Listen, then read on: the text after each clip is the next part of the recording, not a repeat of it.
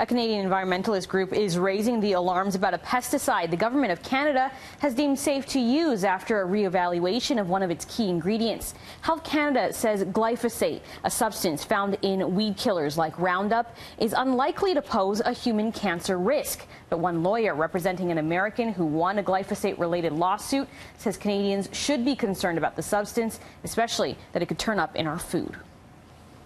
What we want is proper warning so that people who are using it take the proper safety precautions so they don't get it on their skin where it'll penetrate, so they don't inhale it where it'll interfere with the microbiota that are on the mucous membranes, and decrease its getting into the food supply so that you're actually having glyphosate in your food and in your beer and your wine.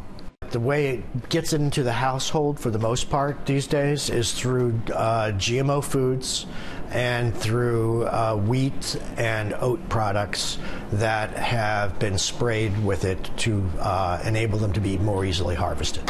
U.S. lawyer Michael Baum was in Toronto for an event put on by the Canadian Environmental Law Association. Baum's client, a school groundskeeper named Dwayne Johnson, won a precedent-setting lawsuit against Monsanto in California last year.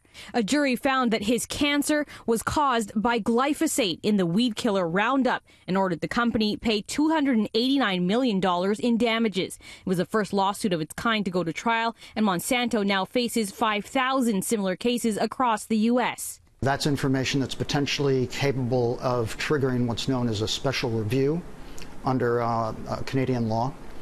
If an OECD country decides to prohibit all the uses of glyphosate altogether or in a particular area, that also would actually trigger a mandatory review of the product in Canada. France announced plans last year to ban the weed killer within 3 years, but despite 8 written objections to their 2017 report, Health Canada reaffirmed its stance earlier this month, stating glyphosate is unlikely to cause cancer and that dietary exposure isn't expected to pose health risks as long as label instructions are followed and spray zones are implemented away from vegetation. Health Canada says concerns about the substance are not scientifically supported and that they will continue to monitor for new information.